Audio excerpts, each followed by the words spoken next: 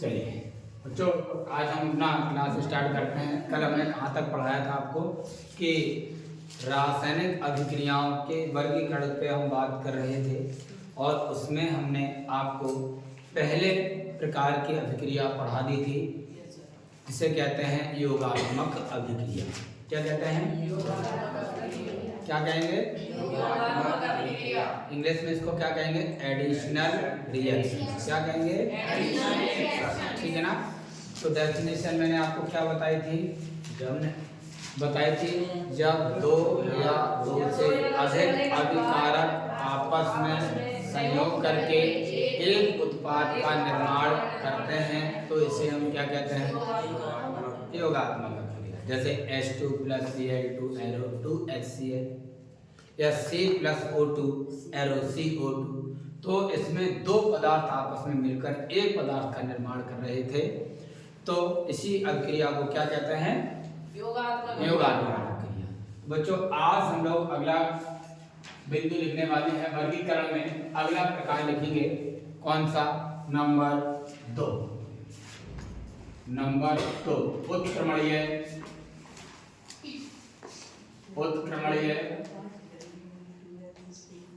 उत्क्रमणीय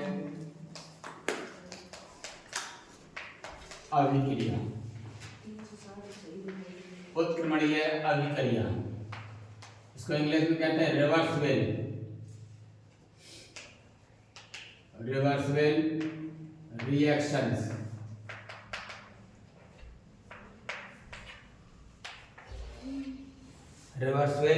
reactions. ठीक है ना। अभिक्रिया का अगला प्रकार कौन सा है? उत्क्रमणीय अभिक्रिया। ठीक है, इंग्लिश में क्या कहेंगे इसको? Reversible reactions. ठीक है, अभिक्रियाएं सब लिखते हैं रिएक्शंस।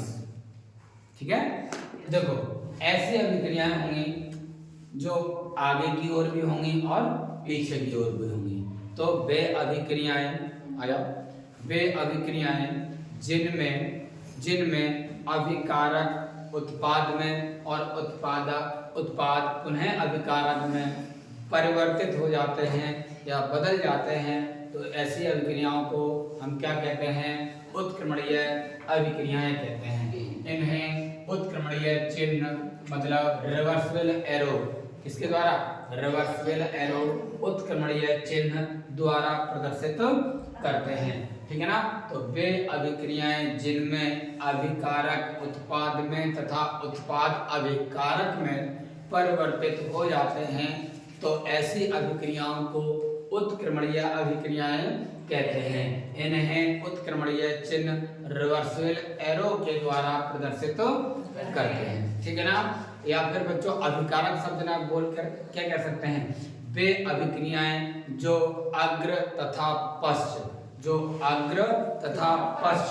दोनों तरफ होती हैं या दोनों दिशाओं में होती हैं तो ऐसी अभिक्रियाओं को उत्क्रमणीय अभिक्रियाएं कहते हैं। ठीक है ना। कोई दिक्कत है? चलिए आगे हम लिखते हैं इसकी डेफिनेशन को। चलिए लिखेंगे हम लोग। देखो मैं बोलता हूँ, लेकिन वे अभिक्रियाएं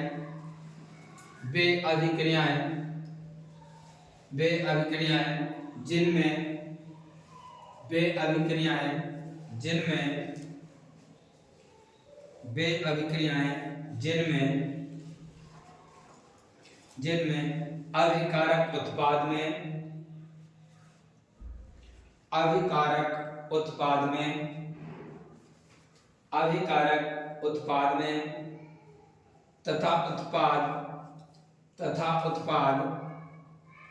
तथा उत्पाद पुनः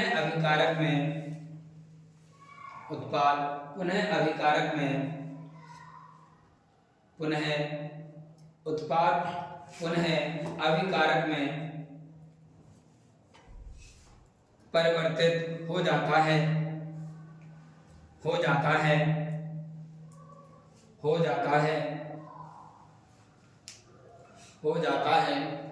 उत्क्रमणीय अभिक्रियाएं कहलाती हैं।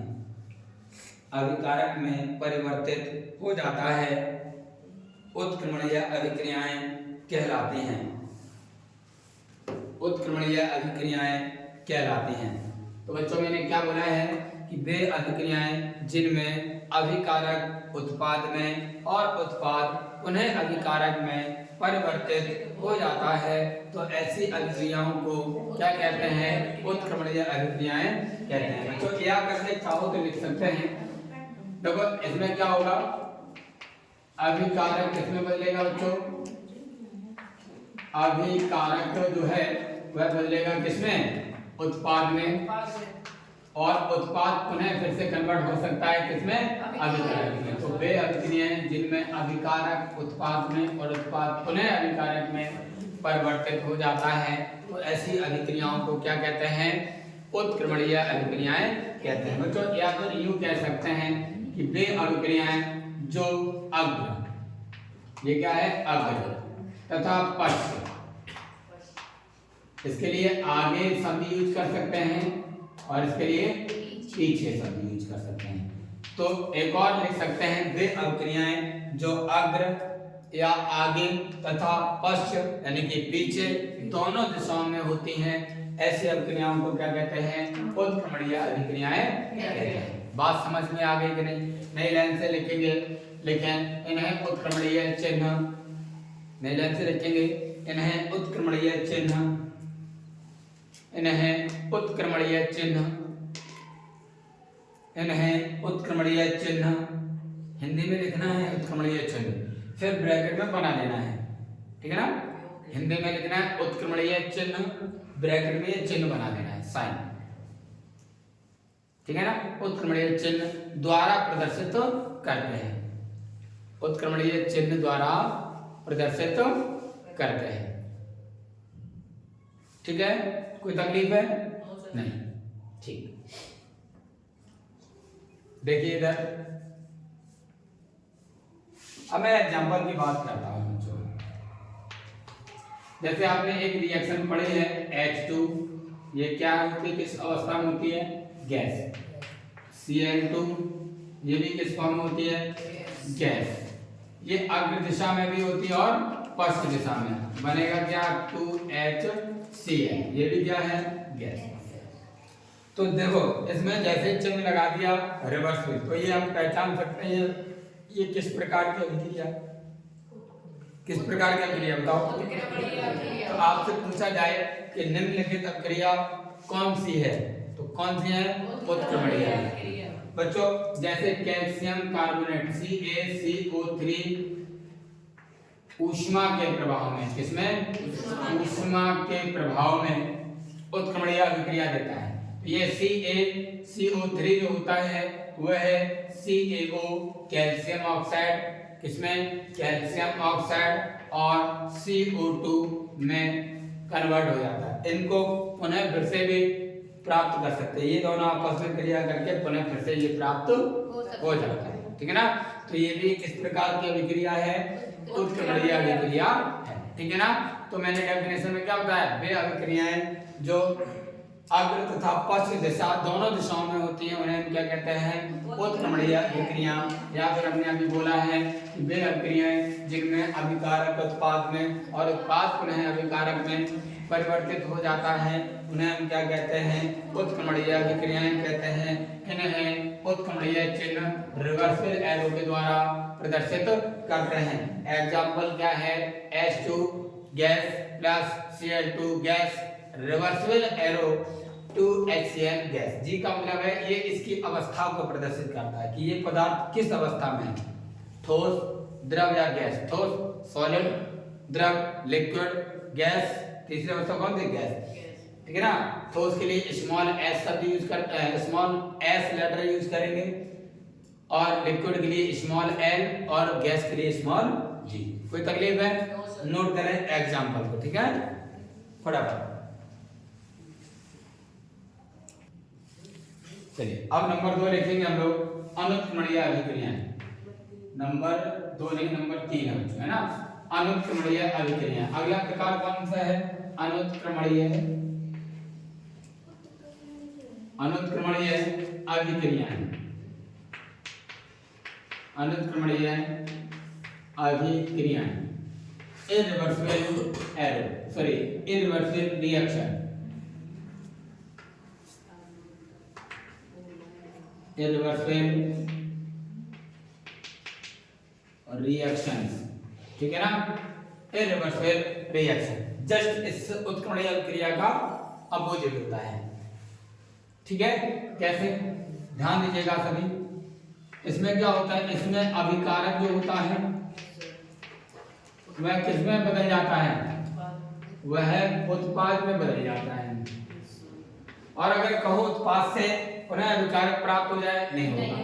तो वे अभिक्रियाएं जिनमें अभिकारक तो उत्पाद में बदल जाता है परंतु उत्पाद अभिकारक में नहीं बदल पाता है, तो ऐसी अभिक्रियाओं को क्या कहते हैं, अनुत्क्रमणीय अभिक्रियाएं कहते हैं। या फिर हम इसकी तरह बोल सकते हैं कि वे अभिक्रियाएं जिनमें जो केवल अग्र दिशा में होती हैं। कैसी होती हो, अग्र दिशा में होती हैं, पश्चिम दिशा में नहीं, यानी पश्चिम दिशा में नहीं होती हैं। ऐसी अभिक्रियाओं को हम क्या कहते हैं, क्या कहेंगे, अनुत्क्रमणीय अभिक्रियाएं कहते हैं, इर्रिवर्सिबल रिएक्शन कहते हैं। इसको अनुत्क्रमणीय चिन्ह इर्रिवर्सिबल एरो के द्वारा प्रदर्शित करते हैं। तो डेफिनेशन क्या हो जाएगी बच्चों, वे अभिक्रियाएं जिनमें अभिकारक तो उत्पाद में परिवर्तित हो जाता है परंतु उत्पाद अभिकारक में परिवर्तित नहीं हो पाता है, ऐसी अभिक्रियाओं को अनुत्क्रमणीय अभिक्रियाएं कहते हैं। इन्हें अनुत्क्रमणीय चिन्ह द्वारा प्रदर्शित करते हैं। बोलो बच्चों, बात समझ में आ गई कि नहीं, बोलो यस बोलो, ठीक है, ओके। तो चलिए लिखते हैं इसकी डेफिनेशन को, लिखें। वे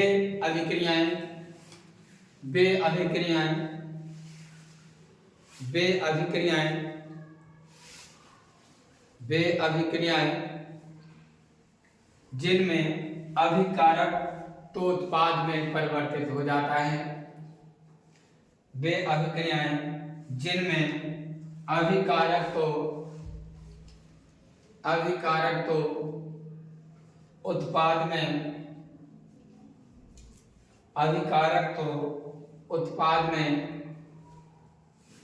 परिवर्तित हो जाता है,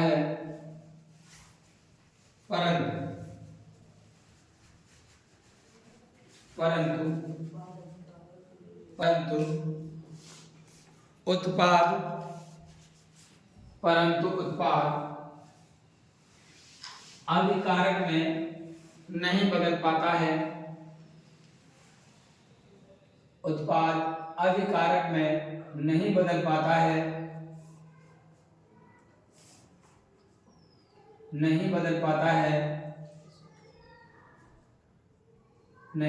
पाता है, अनुत्क्रमणीय अभिक्रियाएं कहलाती हैं, अनुत्क्रमणीय अभिक्रियाएं कहलाती हैं, अनुत्क्रमणीय अभिक्रियाएं कहलाती हैं, अनुत्क्रमणीय अभिक्रियाएं कहलाती हैं, अनुत्क्रमणीय अभिक्रियाएं कहलाती हैं। क्या कहलाएंगी बच्चों, अनुत्क्रमणीय अभिक्रियाएं कहलाती हैं। मैंने क्या बोला आपको, वे अभिक्रियाएं जिनमें अभिकारक तो उत्पाद में परिवर्तित हो जाता है परंतु उत्पाद अभिकारक में नहीं बदल पाता है, ऐसी अभिक्रियाओं को क्या कहते हैं, अनुत्क्रमणीय अभिक्रियाएं कहते हैं। नई लाइन से लिखेंगे हम लोग कि इसे किसके द्वारा प्रदर्शित करेंगे, एक तीर लगी रेखा, जिसको हम क्या कहते हैं, इर्रिवर्सिबल एरो, अनुत्क्रमणीय चिन्ह, ठीक है ना। तो लिखें इसे अनुत्क्रमणीय चिन्ह,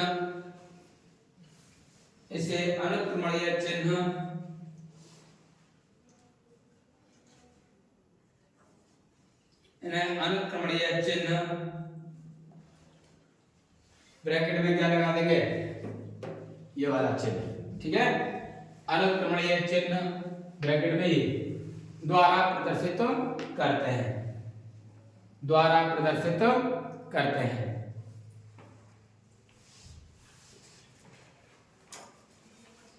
द्वारा प्रदर्शित करते हैं, ठीक है ना। जैसे बच्चों एग्जाम्पल में लिखता हूं, जैसे हमारे पास एक पदार्थ है पोटेशियम क्लोराइड। क्या है? पोटेशियम क्लोराइड KClO3, ठीक है ना। तो ये जब इसका अपघटन होता है तो ये KCl और किसमें KCl और CO2 किसमें CO2 प्लस CO2 में कन्वर्ट हो जाता है। बैलेंस कर लेंगे KCl और यहाँ पर, ठीक है ना। तो बताओ इस ये चिन्ह जैसे लगा दिया इस रिएक्शन में, तो इसका मतलब ये किस प्रकार की अभिक्रिया है?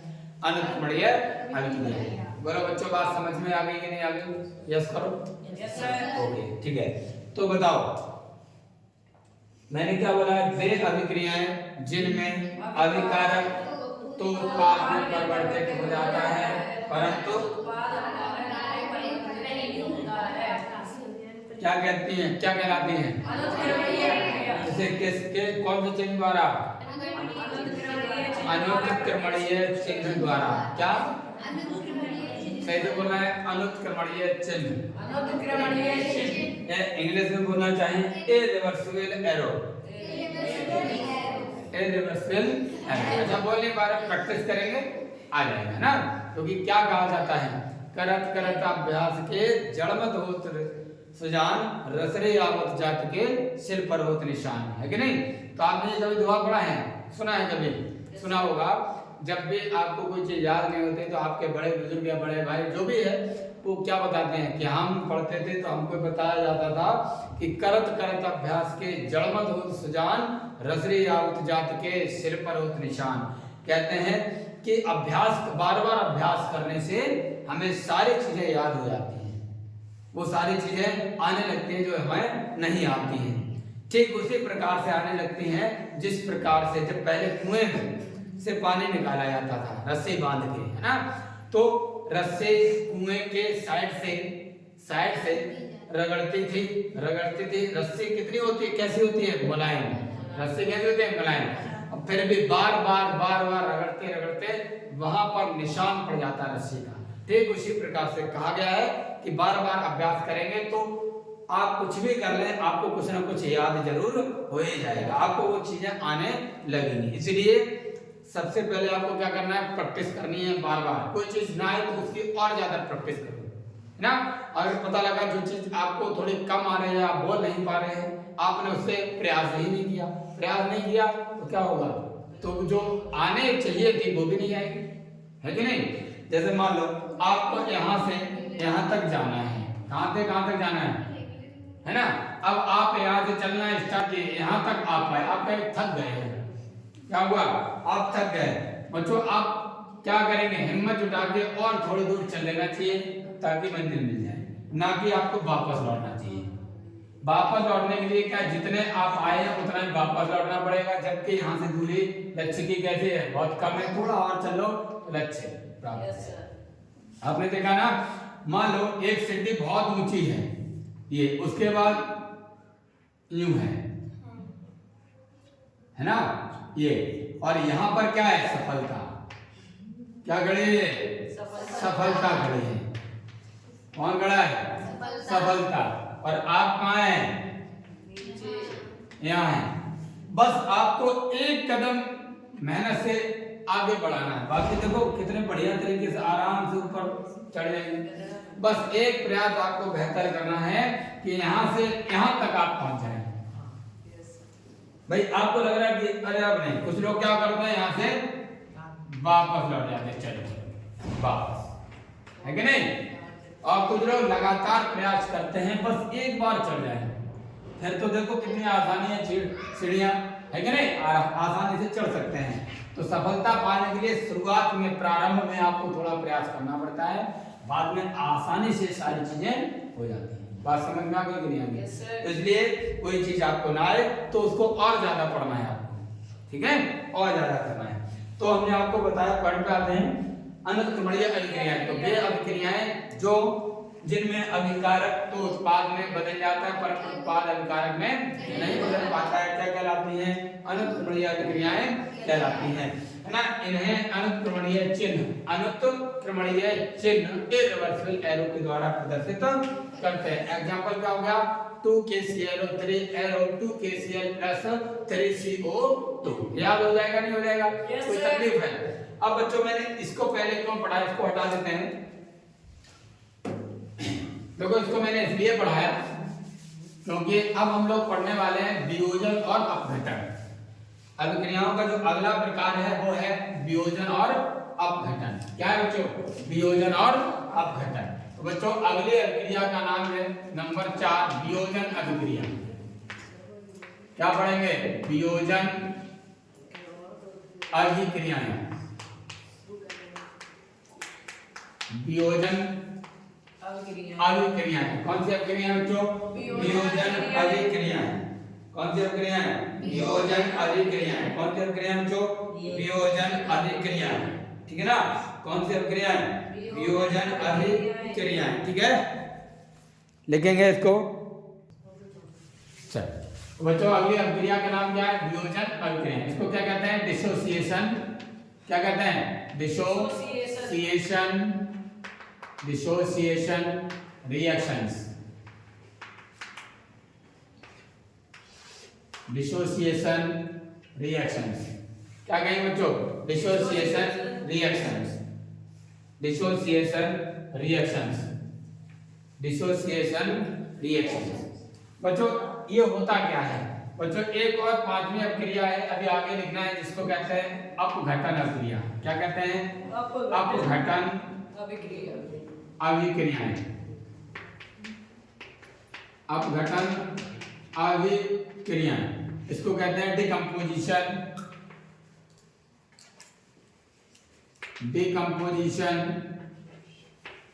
रिएक्शंस। डिकम्पोजिशन रिएक्शंस क्या कहेंगे? Decomposition reaction. अच्छा दोनों में डिफरेंस क्या है? शाब्दिक रूप से एक जैसी लगती हैं, दोनों का अर्थ भी एक ही है, लेकिन थोड़ा सा अंतर क्या है वो मैं बताता हूँ। बच्चों वियोजन का अर्थ भी होता है टूटना, सामान्य अर्थ क्या है? टूटना। और अपघटन का अर्थ भी क्या है? टूटना। अलग अलग होगा, ठीक है ना? वियोजन और अपघटन दोनों का अर्थ होता है टूटना। वियोजन और अपघटन दोनों का अर्थ क्या होता है? टूटना। क्या होता है? टूटना। और अंतर क्या है? ध्यान रखना है कि बे उत्क्रमणीय अभिक्रियाएं, दोनों में अंतर क्या है वो सुनना है। बे उत्क्रमणीय अभिक्रियाएं, बे उत्क्रमणीय अभिक्रियाएं जिनमें केवल एक पदार्थ या पदार्थ का मतलब अभिकारक, जिनमें केवल एक अभिकारक वियोजित होकर, क्योंकि यहाँ पर वियोजन टूटने के लिए कौन सा शब्द यूज कर रहे हैं? वियोजन, और यहाँ पर अपघटन। तो वे उत्क्रमणीय अभिक्रियाएं जिनमें एक अभिकारक वियोजित होकर या टूटकर दो या दो से अधिक उत्पाद का निर्माण करता है तो उसे हम क्या कहते हैं? वियोजन अभिक्रियाएं कहते हैं। क्या कहते हैं? वियोजन अभिक्रियाएं। रिपीट करता हूं, वे उत्क्रमणीय अभिक्रियाएं, वे उत्क्रमणीय अभिक्रियाएं जिनमें एक अभिकारक वियोजित होकर दो या दो से अधिक उत्पाद का निर्माण करता है तो इसे हम क्या कहते हैं? वियोजन अभिक्रिया कहते हैं। ठीक है ना? और इसमें बात करेंगे तो बे अनुत्क्रमणीय अभिक्रियाएं। क्या? बे अनुत्क्रमणीय अभिक्रियाएं जिनमें एक अभिकारक, जिनमें एक अभिकारक अपघटित होकर, यहाँ पर वियोजन शब्द है तो यहाँ पर अपघटन है तो अपघटित रखेंगे। क्या बोलेंगे? वे अनुत्क्रमणीय अभिक्रियाएं जिनमें एक अभिकारक, जिनमें एक अभिकारक अपघटित होकर दो या दो से अधिक उत्पाद का निर्माण करता है तो इसे हम क्या कहते हैं? अपघटन अभिक्रियाएं कहते हैं। ठीक है ना? तो ये बच्चों ये रिएक्शन कैसी है? उत्क्रमणीय है। वियोजन वाली कैसी होती है? उत्क्रमणीय होती है। कैसी होती है? उत्क्रमणीय होती है। कैसी होती है? जबकि अपघटन कैसी होती है बच्चों? अनुत्क्रमणीय होती है। कैसी होती है बच्चों? दोनों में डिफरेंस समझ में आया कि नहीं आया? कि वियोजन अभिक्रिया का मतलब है उत्क्रमणीय अभिक्रियाएं होंगी और अपघटन का मतलब अनुत्क्रमणीय है। लेकिन उत्क्रमणीय कौन सी? जिनमें केवल एक अभिकारक इस्तेमाल में आ रहा हो। और अपघटन कौन से अभिक्रियाएं हुए जिनमें केवल एक अभिकारक, दोनों में अभिकारक कितने होने चाहिए? एक का मतलब एक प्रकार का, संख्या उसकी कितनी है? जैसे KClO3 है, इसकी संख्या 2 है, ये अणु 2 हैं, पदार्थ अलग अलग थोड़ी हैं, पदार्थ तो वही है, ठीक है ना, पोटेशियम क्लोराइड, ठीक है, एक प्रकार के ही होने चाहिए, संख्या कितनी हो सकती है। बात समझ में आ गई कि नहीं आ गई? तो देखें हम लोग वियोजन अभिक्रिया यानी कि डिसोसिएशन रिएक्शन, ठीक है, डिसोसिएशन रिएक्शंस क्या होती है? तो लिखें वे उत्क्रमणीय अभिक्रियाएं, वे उत्क्रमणीय अभिक्रियाएं, वे उत्क्रमणीय अभिक्रियाएं, वे उत्क्रमणीय अभिक्रियाएं, वे उत्क्रमणीय अभिक्रियाएं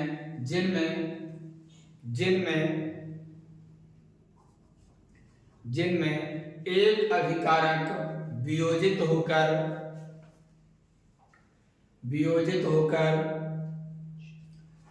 जिनमें एक अभिकारक वियोजित होकर ब्रैकेट में लिख सकते हैं टूटकर, ठीक है ना, वियोजित होकर दो या दो से अधिक दो या दो से अधिक दो या दो से अधिक दो या दो से अधिक दो या दो से अधिक उत्पाद का निर्माण करता है, दो या दो से अधिक उत्पाद का निर्माण करता है,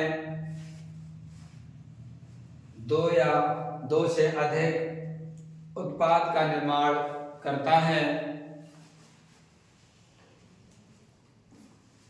वियोजन अभिक्रियाएं कहलाती हैं। क्या कहलाती हैं बच्चों?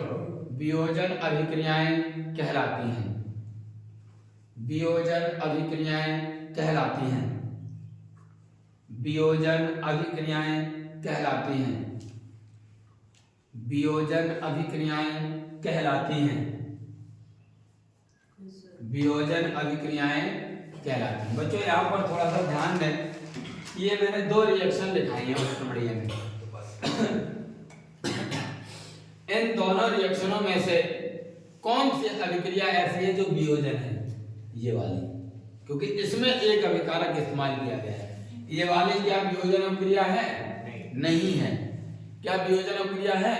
नहीं है। ये संयोजन अभिक्रिया है, क्योंकि इसमें दो अभिकारक जुड़कर एक उत्पाद का निर्माण करते हैं।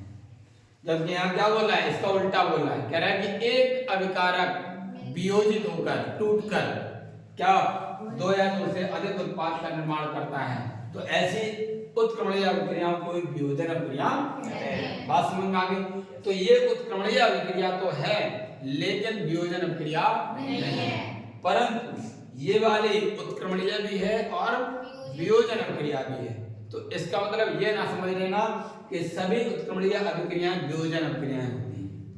ठीक है, ठीक है, लेकिन सभी वियोजन अभिक्रियाएं उत्क्रमणीय अभिक्रियाएं जरूर होती हैं। ठीक है, ध्यान रखने वाली बात क्या है? यहाँ पर एक नोट वाली बात क्या आएगी कि सभी वियोजन अभिक्रियाएं तो उत्क्रमणीय अभिक्रियाएं होती हैं। देखो, अगर हम यही एग्जांपल यहाँ लिखते हैं CaCO3 reversible arrow CaO plus CO2, ठीक है ना, CO2, तो क्या बताओ ये उत्क्रमणीय अभिक्रिया है या नहीं? बिल्कुल है। लेकिन आप कहो कि ये वाली अभिक्रिया नहीं है, तो इसका मतलब क्या हुआ? सारी वियोजन अभिक्रियाएं तो उत्क्रमणीय अभिक्रियाएं हैं या होती हैं, परंतु सभी उत्क्रमणीय अभिक्रियाएं, देख रहे हो ना, दोनों में से एक है एक नहीं है। सभी उत्क्रमणीय अभिक्रियाएं वियोजन अभिक्रियाएं नहीं होती हैं, परंतु सभी वियोजन अभिक्रियाएं उत्क्रमणीय अभिक्रियाएं होती हैं। बोलो, बात समझ में आ गई? यस करो, यस कर दिया करो बढ़िया तरीके से, है? तो देखो, नोट में क्या लिखेंगे हम लोग? नोट में लिखेंगे कि सभी वियोजन अभिक्रियाएं तो उत्क्रमणीय अभिक्रियाएं होती हैं, परंतु सभी उत्क्रमणीय अभिक्रियाएं वियोजन अभिक्रियाएं नहीं होती हैं। ठीक है, नोट करके लिखते हैं, उसके बाद हम लोग कल पढ़ेंगे, ठीक है ना। फटाफट लिखेंगे, नोट करके लिखें, नोट करके उसके बाद एग्जांपल लिख देना, ठीक है। देखो सभी वियोजन अभिक्रियाएं, सभी वियोजन अभिक्रियाएं, सभी वियोजन अभिक्रियाएं, सभी वियोजन अभिक्रियाएं तो उत्क्रमणीय अभिक्रियाएं होती हैं, सभी वियोजन अभिक्रियाएं तो उत्क्रमणीय अभिक्रियाएं होती हैं, उत्क्रमणीय अभिक्रियाएं होती हैं, परंतु परंतु परंतु सभी उत्क्रमणीय अभिक्रियाएं, सभी उत्क्रमणीय अभिक्रियाएं, सभी उत्क्रमणीय अभिक्रियाएं, सभी उत्क्रमणीय अभिक्रियाएं वियोजन अभिक्रियाएं नहीं होती हैं, वियोजन अभिक्रियाएं नहीं होती हैं, ठीक है ना, वियोजन अभिक्रियाएं नहीं होती हैं, ठीक है। कंफ्यूजन तो नहीं है इसमें, ठीक है, बढ़िया है। तो अब एग्जाम्पल लिख सकते हैं यही वाला, ठीक है। और जो चीज ना समझ में आए तो चैनल पे जाके आप देख सकते हैं, ओके, सभी लोग चैनल पे जाके देख सकते हैं, ठीक है। क्लास अच्छा लगे तो लाइक करना, कमेंट करना, शेयर करना, सब्सक्राइब करना और सभी से करवाना भी, ठीक है, लाइक कमेंट शेयर सब्सक्राइब, ठीक है। चलिए आज हम लोग इतना ही पढ़ेंगे, एग्जाम्पल लिख लें, उसके बाद बाकी हम लोग कल पढ़ेंगे, ठीक है।